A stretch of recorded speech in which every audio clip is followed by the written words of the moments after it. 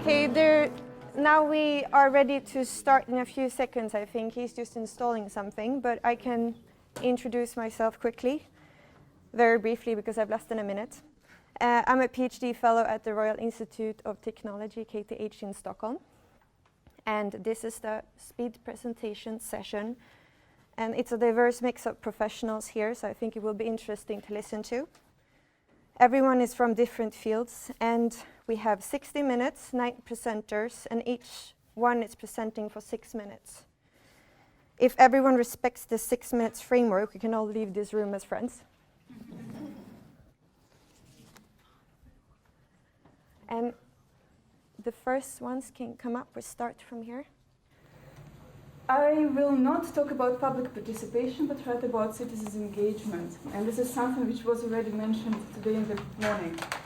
Why? Because, I guess as urban planners, all of us experience the situation when you organize public hearings and you are 6 urban planners sitting in front of 9 citizens. Since I'm working in Germany, it would be 9 Europeanly looking white people, normally older people. And this is not representative at all, and this is not what you would call genuine public participation. So obviously something needs to be changed there. That's why it's about citizens' engagement. And in order to work with citizens, in order to have participants, you actually need to you need to understand the way they develop, because people who are ready to cooperate, they do not appear just at once. Firstly, people who participate, they're not very interested in participation. Maybe because they do not have time, or maybe because they do not have enough knowledge or awareness or ownership of the place. So you need to develop people until they become collaborators. So first of all, we need to change the city in the minds of people, and this is the motto of the organization I work on, which is Next Hamburg, and which lately evolved into the Next Network. So we think that our motto is to work with people and to change the city in the minds of people. Next Hamburg is the citizens' think tank. It's a non-governmental organization, non-for-profit organization, politically neutral organization, and the mission of the organization is to turn participation around, which means that we need to get participation bottom up, the way it is meant to be. The question is, how do we get to this point? And we thought, okay, perhaps firstly we would do it through crowdsourcing of the future agenda for a city. So this would be crowdsourcing of a vision. We as urban planners, we do visioning, but we do not ask people. So this would be the real bottom-up process, to ask people and to create the citizens' vision for a city. And then the second step would be to become the incubator for citizens' projects. As I told, the first goal was to create the citizens' vision for Hamburg 2030. And we gathered ideas from people, wishes, dreams about their city, and then we created the citizens' vision. In order to get those ideas, we worked both online and offline. Online through the website and so on and so forth. Offline through some future camp sessions with experts, workshops, on-tour sessions. So this is how our website looks like. You can go online, you can post your idea, check all the ideas online. I think that most of you heard about those tools. There is a Facebook page where we post articles about urban development issues in Hamburg, and this is something which is really essential, because in this way you increase knowledge and awareness of people, because otherwise they simply do not understand what urban planners talking about, because of the language which is highly professional, because people simply don't know where to find this information. Offline sessions where we invite people. Of course it's open for everyone, it's free of charge, and we invite experts who would talk about one issue but from diverse perspectives, so that people can make their own opinion about this issue. Same goes for workshops, on-tour sessions, and so in 3 years, after 3 years of gathering the ideas and wishes of people, we created the citizens' vision, which consisted of 35 diverse scenarios based on all those ideas. Among these 35 scenarios, these were visions like city for all, kids city, mobile city, bike city, it's just to name a few. And then now we're at the second step, going from the vision to projects. And at this point, we're working on some particular topics which are urgent for our city, knowledge transfer to other cities and countries, and particular projects. So as for the knowledge transfer, well, we were still gathering ideas of Hamburg cities, and some other cities and countries started to approach us, asking to use our methodology in their countries. And this is how we started the projects in Bangalore, in Istanbul, in Belgrade in Serbia, and other German cities in Portugal and Switzerland, and so on and so forth. And as for the particular projects, this is what we just started, Stadtmacher. This is how it's called in German, translation City Maker. And this is made on the model of crowd resourcing. What's our motivation behind it? You know, what we were doing before was crowdsourcing, so gathering the citizens' ideas, but it does not bring you to actual real projects, because this is something else. And we were thinking how to empower people, how to enable them to go into realization of projects by themselves using our help. So we came up with a model of crowd resourcing, which is funds raising, fundraising, engagement raising, and materials raising. And first, you would go online and post your project as a citizen. You would find fans and supporters, which would show that there are other people who are interested in your project. You would create a project path, which is meant to bring you towards the project implementation. You start project development with other people. And you know, this can be all range of the projects, such as, for example, the project we've heard today about the shipyard in Amsterdam, or it can be about one street which you want to change temporarily or maybe on the permanent basis. And just to end with, cities have the capacity of providing something for everybody, but only because and only when they're created by everyone. This is told by J. Jacobs, and this is also what we believe in. Thank you. Thank you. Perfect.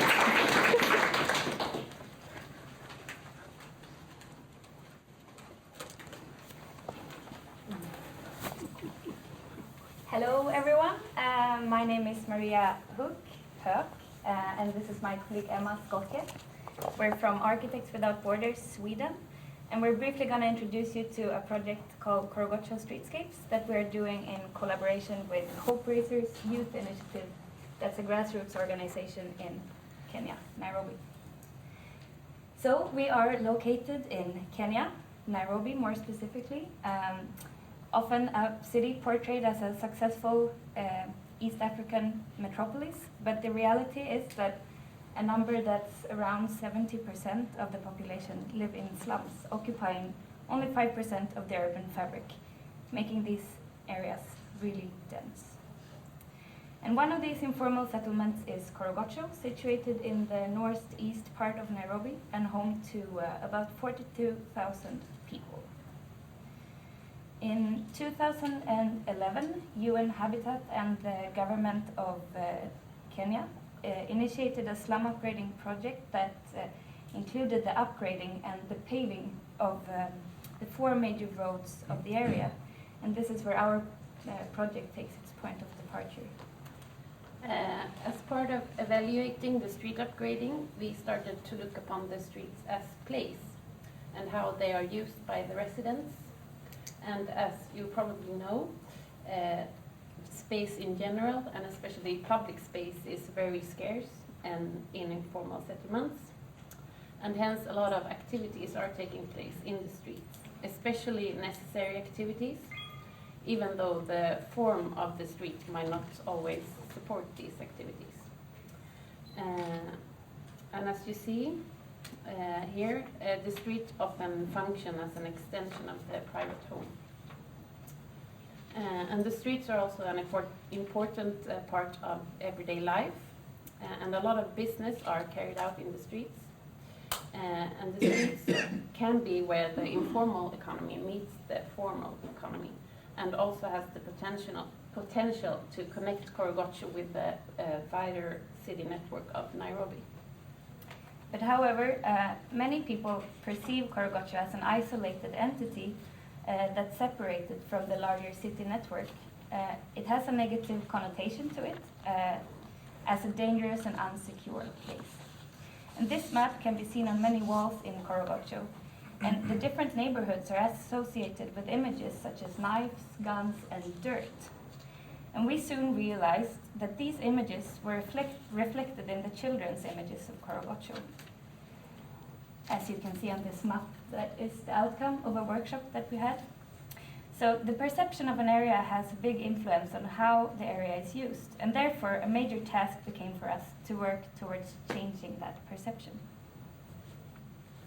And activities have the potential of changing perceptions of how an area or the ideas of how a space could or should be used.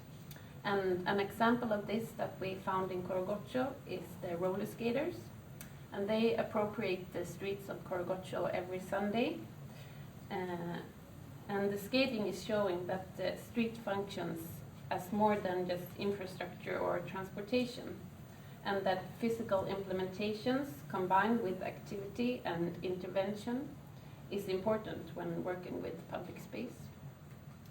So we started to look at the streets of Korogocho as an urban laboratory where multiple activities would be tested in the public space, together with and by the community. One such example is the Korogocho Open Street. During one afternoon, one of the streets in the area was closed off from traffic, and multiple activities was allowed to reclaim the public space, such as painting of the walls in the area, street soccer, making a flower bed on the street, skating, a smiling zone, and the implementation of a street sign. And all these activities are the results of many workshops, consultative forums, meetings and discussions with various groups in the area and stakeholders. And we suggest an action-based inclusive way of working with the streets in order to engage children and youth in the urban transformation process. And our next main event is the 7 Days of Street Democracy, which is an open street festival held in Korogocho in August this year. And during this week, 1 week community event, multiple pop-up initiatives will be allowed in the streetscape, and these activities and interventions will visualize the continuous change in the community and inspire new activities and give rise to dialogue on public space issues. So hope to see you in Korogocho in August. Thank you. Thank you.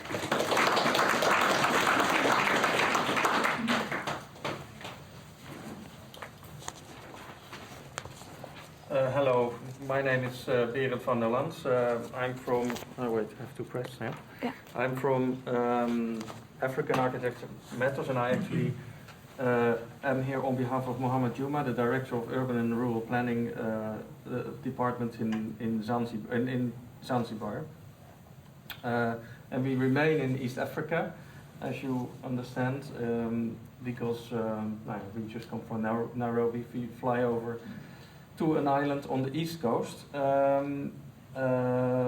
Mohammed is a director of, is a visionary director of a new department, actually existing for 5 years, and he put on the agenda a lot of innovative actions, and one of them is what you will see now.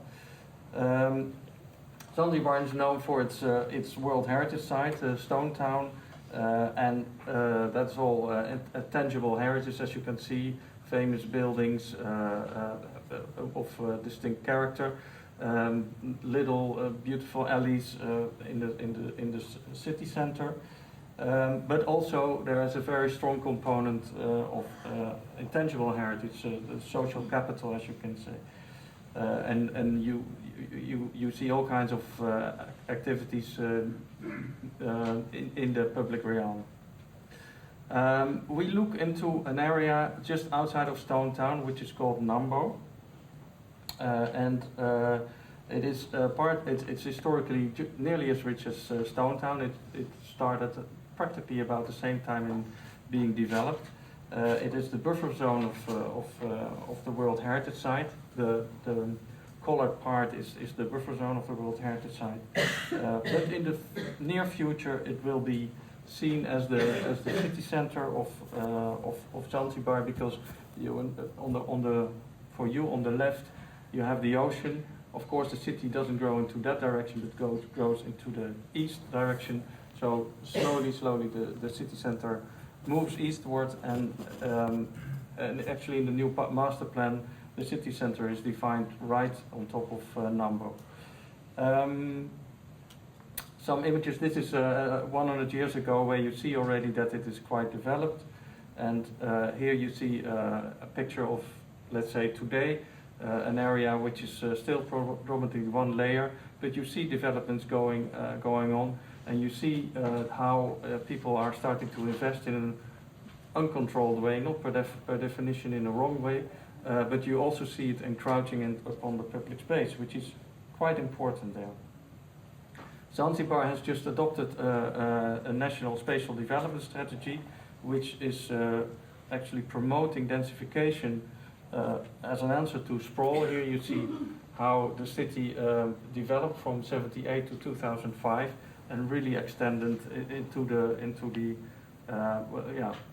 limited space, of course, on a small island like Zanzibar. To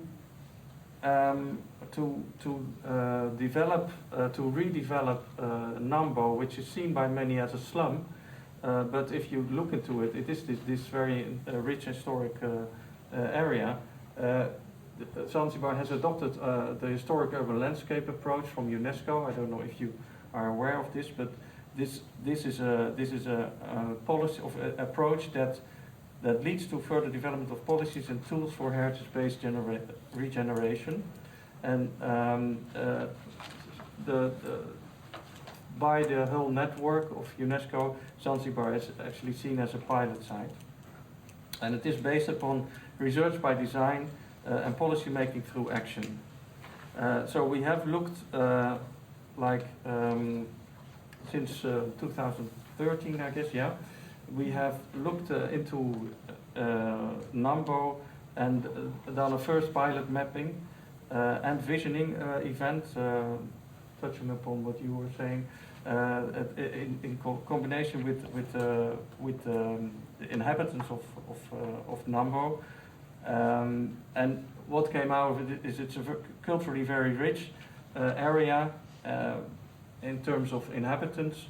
The inhabitants feel really attached to the area, and they embrace social cohesion and the importance of public space also for children, women, and also men, all kinds of meeting places. So this is a team that did many interviews. This is an example of the mapping we did on public space, and this was actually an invitation for the public event, which was kind of a festival. And here you see some images of the event we did. So we used all kinds of different multiple ways to bring out what the ideas were among the people.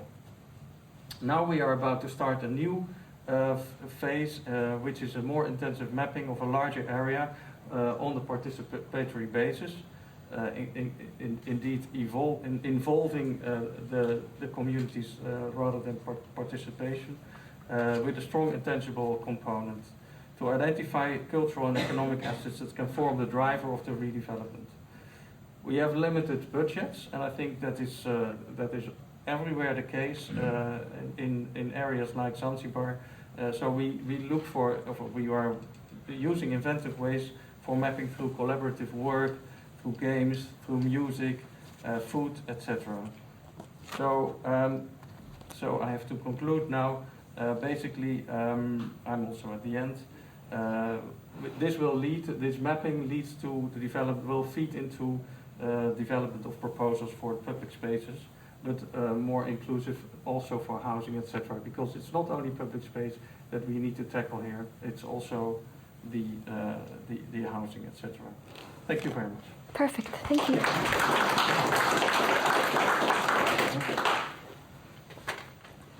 Yeah. Good afternoon. My name is Ahmed Talib and I'm from Bahrain, co-founder of Khosh Hosh, which is a community initiative focused on the built environment and its impact on quality of life.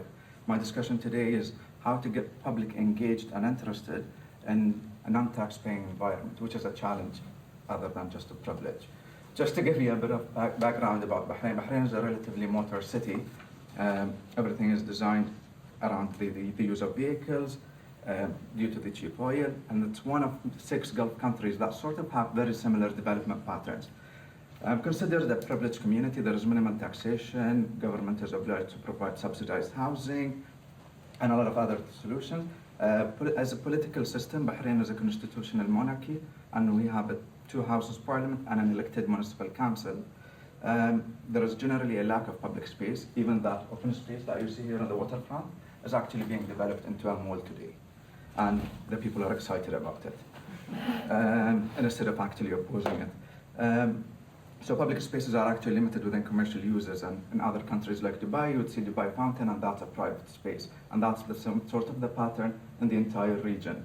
As a climate, we have a relatively hot climate, so everyone designs everything for 4 months of summer, so all the public spaces are actually within commercial spaces. That's why people end up in malls.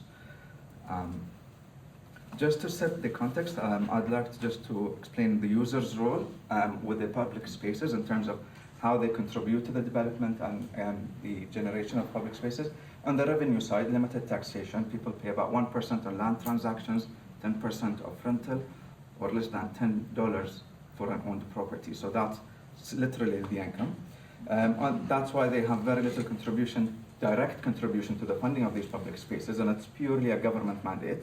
And they have no interest, so they're not involved in how these funds are actually being deployed. And despite having a municipal council, we have no public consultation for any project. Let alone, given that it's one-sided approach, how the government actually builds these places and the design, the aesthetics of the spaces, and if it meets any place-making principles. The main issue comes as well after building these spaces on the maintenance and management, where the government considers the maintenance and upkeep of these spaces as a cost, not as an investment. Eventually, these places deteriorate.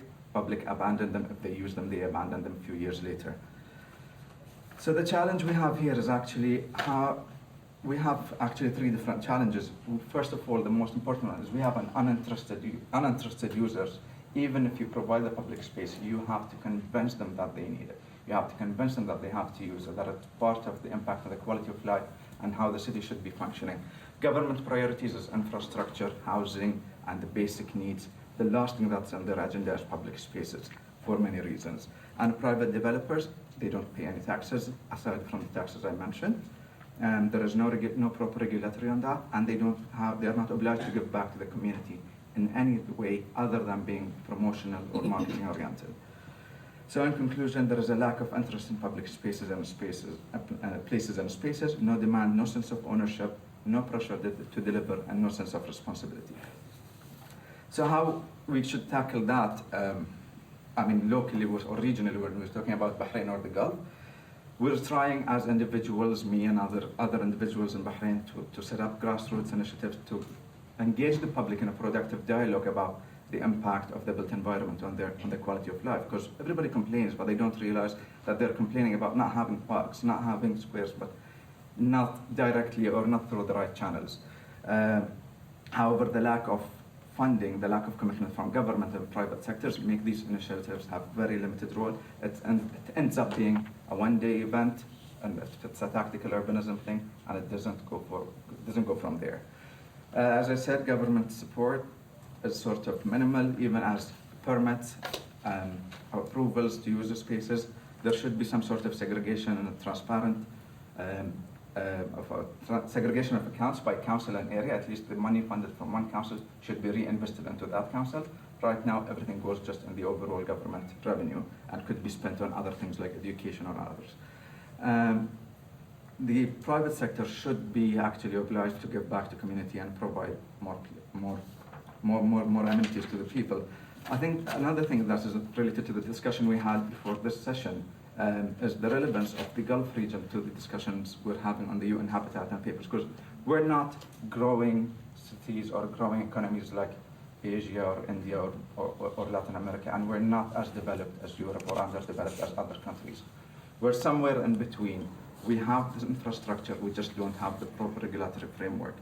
So I think any discussion should include or take into account different contexts, including the type and the quality of public space and how public space is actually part of our overall look into quality of life, the interpretation, the tactics, and to how to implement the policies that would be adopted by the UN Habitat, and more or less just to have a role for the community to be involved. I think these were mentioned today, but I think there is nothing that empowers the community to be involved in the whole process.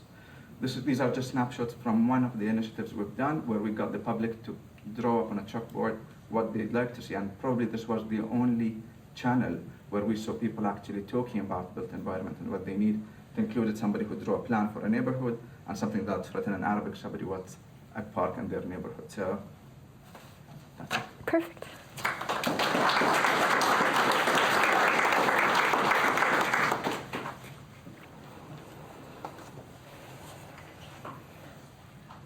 Good afternoon. I'm Sonia Dias. I'm from Women in Informal Employment, Globalizing and Organizing. I am a garbologist working with waste pickers, mainly, but also with the concerns of the informal workers.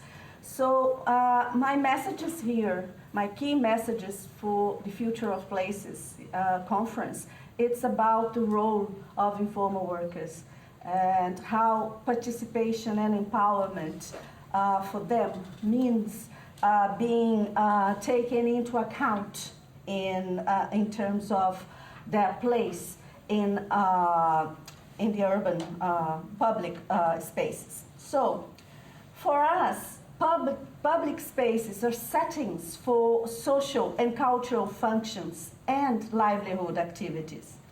Street vendors, waste pickers, they contribute to public spaces culture, to its vibrancy, to economic diversity. They contribute to human activity and to management. They provide natural markets with convenient retail options. They pay taxes, as though people sometimes think, especially city managers, they think they don't pay taxes, but they pay. They provide waste and recycling collection, and in some places, they provide the only services for refuse collection. They protect the environment and they contribute to climate change mitigation. Public space can be gender and should be gender sensitive.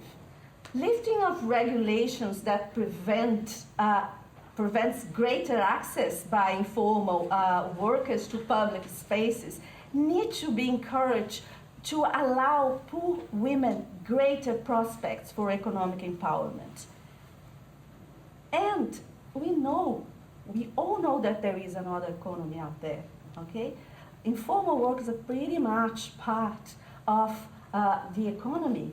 And as one of our founders says, Ilabat, we have the challenge to convince the policymakers to promote and encourage hybrid economies in which micro businesses can coexist alongside small, medium, and large businesses, in which the street vendors can coexist alongside the kiosks, the retail shops, and large malls.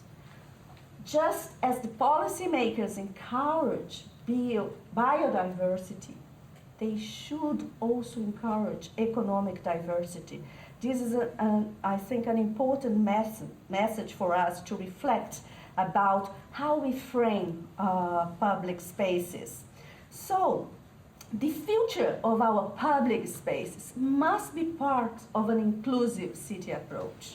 We need to challenge the ideas that what is modern and what is progress is something that excludes informal economy workers, something that is based on our views and ideas of what developed cities look like.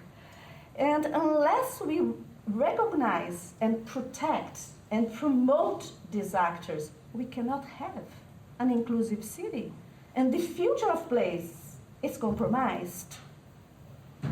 So, planning for public spaces must be demand-driven, inclusive, and participatory. And by participatory, we mean here not consultation, but empowered participation, which means that informal workers, informal dwellers, they have to be taken into account at the table during policy making and during rule setting. So it's not consultation, it's real empowered participation. These informal workers' voices need to be heard and taken into account. Multi-stakeholders planning and monitoring platforms are crucial. Here I show a picture of I'm Brazilian, okay? So this is the picture of a former president of Brazil, Lula, with waste pickers of the National Movement of Waste Pickers. We have in my country a committee, an interministerial committee of social inclusion of waste pickers, where we have representation of the government, we have representation of private sector, and also the representation of the waste pickers.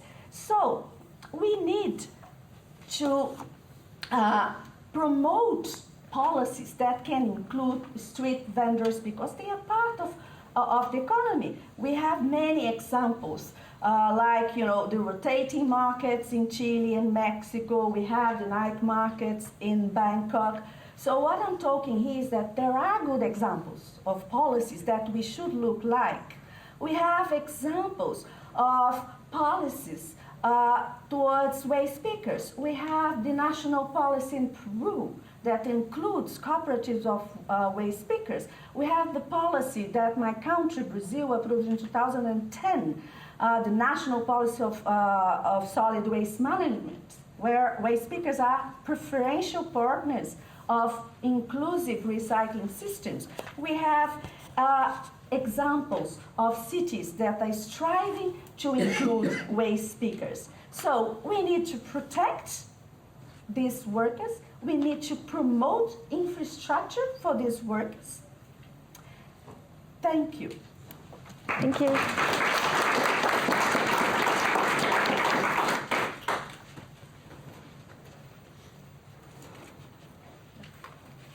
Hi, my name is Luiza. I'm here to talk a little bit about using technology to promote more public participation in our cities. I'm the founder of Herb, which is a crowdsourcing app that aims exactly at that, and which I'll explain a little bit further on.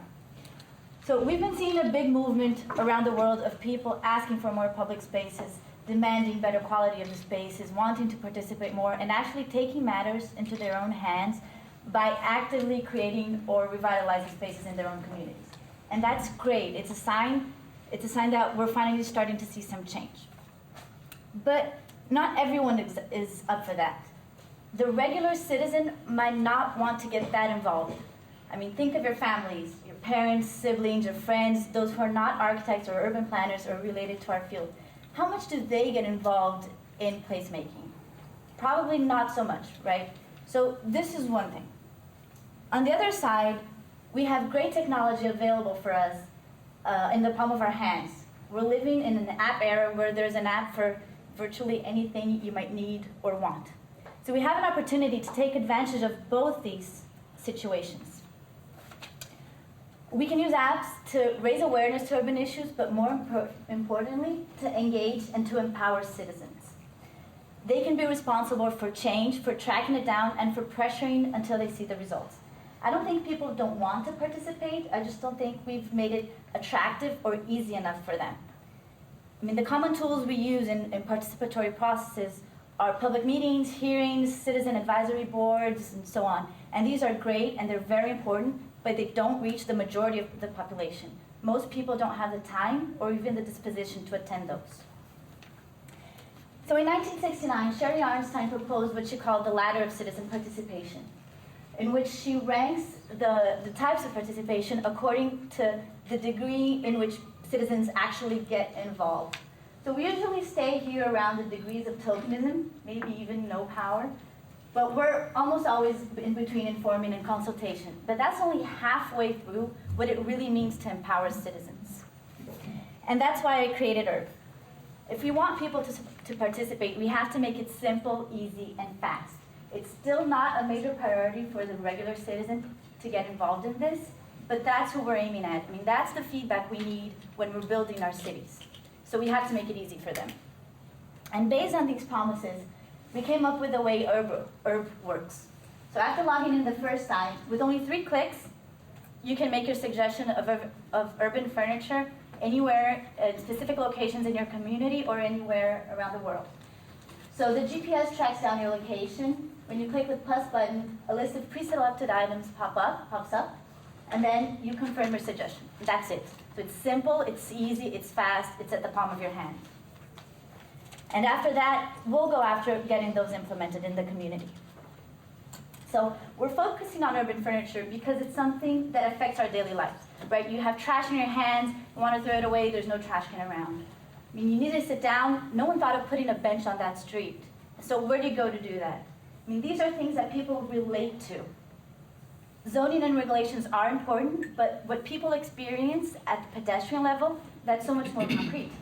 And urban furniture is something that we can easily implement, and people can see their suggestions become reality. They can see the results.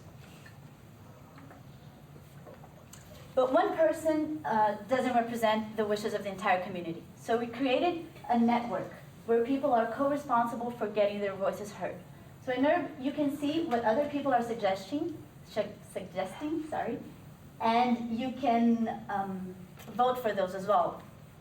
And this is very important for us because it's the filter we use to know which are the main ideas in that community, which are the most important, and which are going to be our priorities. We have just launched Urb, and even though we have still a long way to go, we've been having great acceptance. People have been approaching us saying, "This is great. I can't believe I didn't have this before." And with the feedback we've been receiving, we've validated that this is a problem. People don't know how and don't have a simple way of participating in their own city. And we've also validated that this pilot app is a possible solution. People like it, and they've started using it already. And what we found is that citizens aren't asking for just miraculous plazas or anything. They're asking for the basics. So our main suggestions that we've received are for street lighting, benches, and sharing the third place, are trash cans, playgrounds for kids, and a bike sharing system. Really, not anything really special, really the basics. So now we're studying on how to implement these equipments in different cities and in different countries because of legislation and all that. But the main idea is to go after the private sector to sponsor the furniture so that we don't create an extra expense or cost for the administration. And in fact, what we want to do is to share this information that we're gathering with the municipality so that politicians and policymakers can use this as a sort of a market research on what people are asking for and when they propose their programs and plans. So what we want to do is to create livable cities, and cities that work at the human scale. But for that, we need to get citizens involved. And apps have proven to be a great way to capture their attention. Thank you.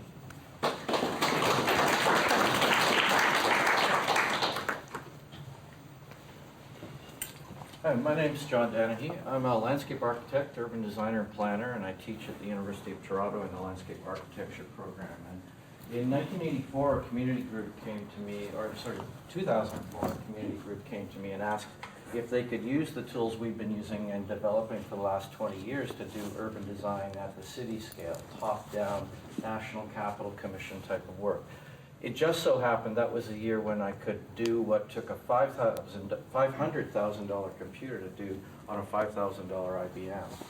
And with that, we began with the site where a community had organized itself to begin to ask what happens to our community when this was Canada's largest coal-fired power plant was leveled, and this community had been cut off from its waterfront for 120 years. It was the first aerodrome in the country. It was a military base. And it's the one gap across the whole Toronto-Hamilton region where this community is the only one that had no access. It was also one of the blue-collar, lower educated on the socioeconomic scales neighborhood that usually got all the heavy infrastructure dumped in its backyard.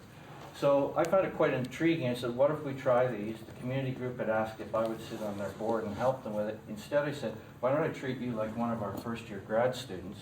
We're going to spend the next 2 years in studio going through the problem, analyzing your site, the kind of thing that normal placemaking we don't get a chance to do, where it's done in 2 weekends or something. So we had 2 years of the kitchen table discussions on this. Let me just sort of back up there. Yeah, it was and this was also when Google Maps first came out. We were at Google Earth. We could pull out and put into our GIS hybrid real-time virtual reality CAD system any example a citizen asked about and put it there. So there were no dumb ideas. There was no cost to it. And we could do it over 2 years. Every month the community group met, or at a kitchen table. There was a constant conversation going on. And I found this quite transformative, because what this led to is citizens started doing the opposite of being NIMBYs, of not wanting density. They could explain and understand why certain things worked the way they did. So they came up with this scheme.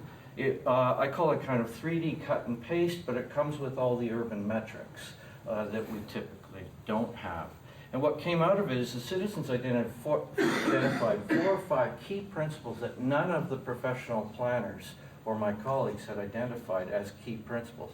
I'll try not to get into it now, but what we were able to do was manifest some of the key elements. And they wanted the tree view, the tree canopy, the sky views, and the lake view. The community was called Lake View, but it had nothing in it. And it had this incredible environmental capacity already for hydrology and others.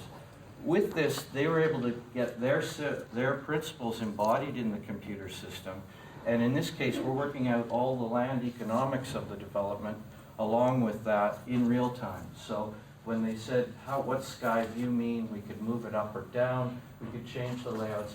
And they came up with a scheme here. It was also the first year when Google Warehouse was available. And we could pull ideas that people had seen in precedents in other places and drop them in. Out of it came a scheme like this, designed by the community group, and at a time when all of the professional planning agencies said it's not our responsibility or we can't do it. And that left a void where the citizens could work, where none of the municipal or provincial government actors could play that out. And instead, is this an example, because they had what I call this kind of urban design prosthesis, they were able to do what most professional work couldn't do, because they were using a technology developed in the university lab that was pulling these things together in real time. But as these technologies, even like the last talk, the others are becoming available to people, or anything we did then could be done on my iPad mini now in terms of technology, that I think it will change the nature of placemaking. It allows the time that conversations often don't allow for. So this same group took it to City Hall, got unanimous approval of it, and with that convinced the local member of parliament, who on the right, who then took it to provincial cabinet and got the lands released for invoking the community's vision. That vision has then been the beginning point for the conventional placemaking urban design workshops that have gone on since. In this case, it's urban strategies then taking it. And so they sort of came in from the top, convinced the provincial government and the local government that their idea actually made more sense than what was going on. And with that, then, the usual things that we're used to seeing now in terms of several community workshops, but they were usually 2 days, all done together at the table. Sometimes not everyone's voice gets heard, but that came with 2 years of conversation before. The lobbying took 2 years, and then we had 2 years of these kinds of workshops that went on. And these last 4 years have been going through it, and the master planning will be done now. So that's 10 years that they've been going through it. But the key difference from a technical point of view was the tool allowed them to say that we can house 15,000 people. We can make the transit work. All the metrics that were built into their ideas, and it was at that point that the politicians listened to their ideas, because they could tie it to that. So it's an experimental thing, and it sort of points a direction I think where technologies can help us in that. Thank you.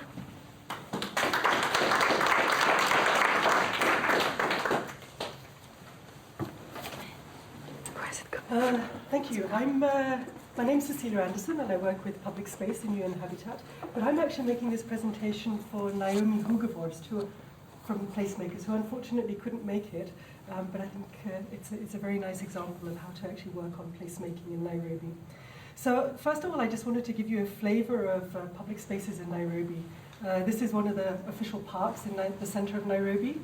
But then, of course, all the spaces around the streets, the street corners, playgrounds, etc. are being used as well. And, of course, you have public space in informal settlements, and this is just an example of that. So the project is called Making Cities Together, which is really working together with the communities on the ground on the issues of placemaking. And this was really an international knowledge exchange program, which also is going to develop a platform and partners to work on participatory design. This is actually just an example of one of the spaces which was looked at, which is a car park, and the multifunctional use of public spaces, that on Sundays it's actually turned into a space where young people can come and skate. So the approach that has actually been used is doing sort of location research, looking at the initiatives on the ground, and then doing a co-creation of design solutions. So coming together to design that space and building the capacity and then transferring ownership to the local community in managing that space. And these are the partners that are part of that project. It's the International Federation of Housing and Planning, the International Newtown Institute, and of course the Placemakers, who are the driving force on the ground. And it's supported by Dasuda. This is just a roadmap of where it's gone. So first there was an inventory where 17 placemaking initiatives were identified, of which then 3 were then chosen. There was an in-depth going through all the different initiatives, and then there was an international lab that took place where expertise came from outside to actually support the communities on the ground in developing some design proposals. And then the next step will be to actually go to the intervention and then to develop this platform of partners. And this platform of partners, the intention is that it's going to support the local government in actually implementing some of the initiatives. This is just giving a little bit of a flavor of the different sites that were then chosen of the 17. But there were only 3 then that came up. One is a park in the center of the town, which is called Jivanji. The other is Korogocha, which I think Emma and Maria talked very much about, the Hope Raisers, which is a street in the informal settlement. And then Dandora, which is really a neighborhood next to a dump site and focusing on the courtyards by the mustard seed. So what they did was field visits. Students did real research on the ground together with the communities that are implementing these initiatives. There was various workshops and dialogues, and then there was the lab that took place. And this is actually what came out of that. So Jivanji is actually a project that is ongoing. It's supported by the municipality and also by UN Habitat. So the idea was actually how to actually build on something that was already ongoing. And the idea there was that the park would become a space where, with the wireless, this interactive community, the public space in the internet, and then and then also that it would become it would be pedestrianized. So taking down the fence and then pedestrianizing it. So this is actually the area. You'll see the fence on the other side is the park. So the ideas that came out was to take down the fence and then to pedestrianize the streets. So you actually then make that linkage between the park and the business community that is also there. And this is what the idea was, that it would look like. And then creating the linkages. So not only looking at the park in isolation, but looking at how it actually links with the other spaces in the city. And then developing these nodes of how to move forward. I think Korogocha you talked about a lot, and that was also one of the initiatives that was actually looked at more specifically. And they were looking at a 3-phased approach. So one was actually to continue as they were doing in using this space on the street, but then also the next step was actually to reclaim some of the other streets that are parallel and connecting to the street which they use for skating. and then entering the alleyways that are not used very much. So I think I'll jump over that. The other one that that we actually looked at was Dandora. And Dandora is actually, it's a community where the neighbours on a dump site, a very large dump site. And the idea there was actually how courtyards could be the catalyzer to creating public spaces in the community. So what they did was that they started with one little courtyard and upgraded that together with the young people in the community. But then they also launched a competition. So this was actually to showcase what could be done, but then they launched a competition that the young people could then start on other courtyards within the neighbourhood. And with that competition, they could win some money then to be able to implement what a few others. But this was the first one that they did. And then they had 5, which then now what they're looking at, what came out of the lab, was that how do we connect all these different spaces together from these courtyards to the street, and then also to the dump site. And so the dump site, and then also there's a whole area of go-downs. So how do we connect all these different spaces? There's the go-downs which are abandoned, and the dump site, and then the streets. So the idea was then You really have to stop. Together, and We have to be strict. stop. But I think the Last word. main message is making cities together is the dream. Thank you.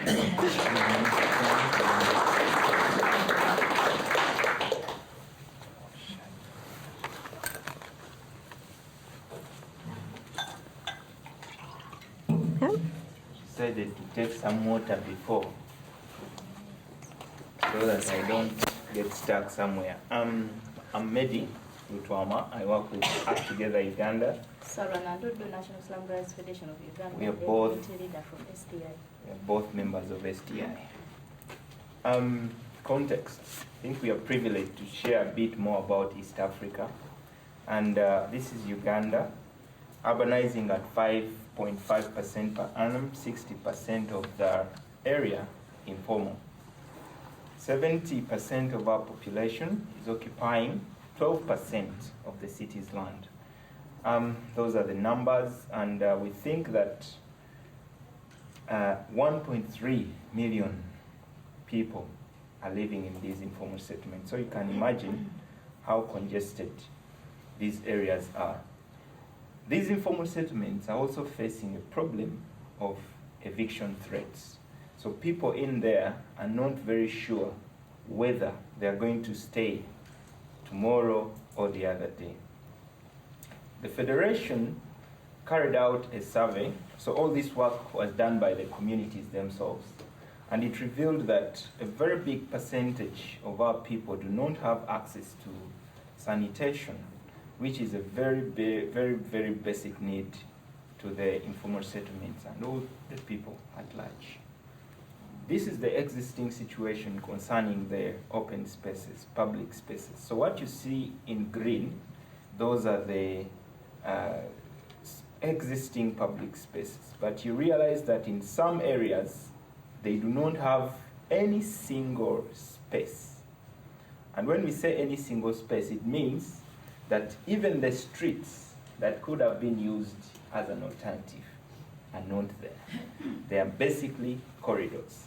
So as the Federation, they have been trying to organize themselves to see how they can realize all the services in the city, how they can be part of the city's fabric, how they could benefit from the resources they also contribute to the city. And we've been trying to see how we link the economic activities that happen within these informal areas to the realization of the services. And my colleague is going to talk about the sanitation programs, community centers, and markets, etc.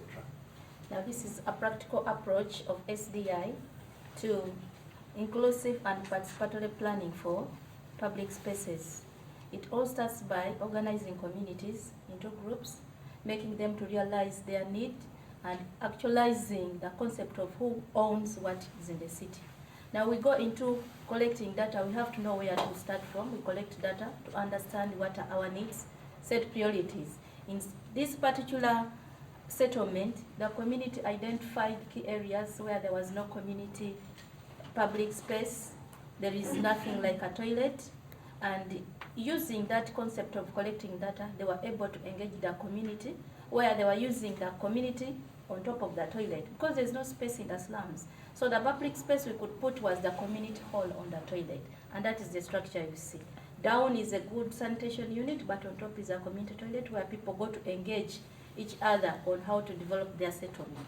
Now, out of that, it brings out clear that after you engage the community, you'll go at a larger scale to plan for your community. And from that particular project, you can see down there is a community engaging with their community leaders on how to transform their settlement into a better livable area.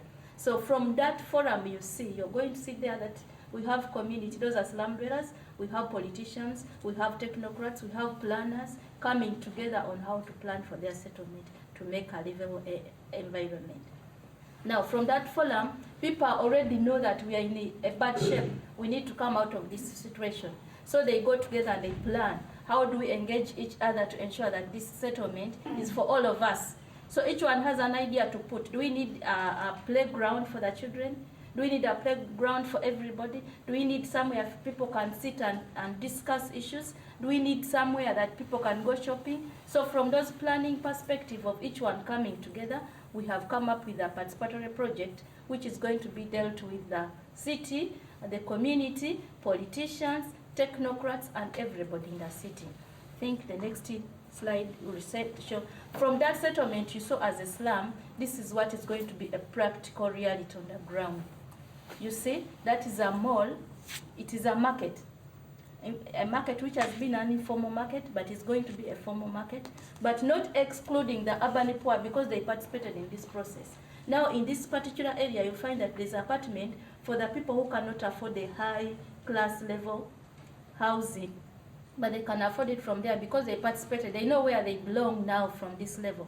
You can see that there's a parking yard for everyone who wants to park. There's a market which will involve even people who can afford little money to buy something. So for us, we feel this process is really inclusive, participatory, and it is engaging to everyone who matter in that settlement. Thank you so much. Oh, okay.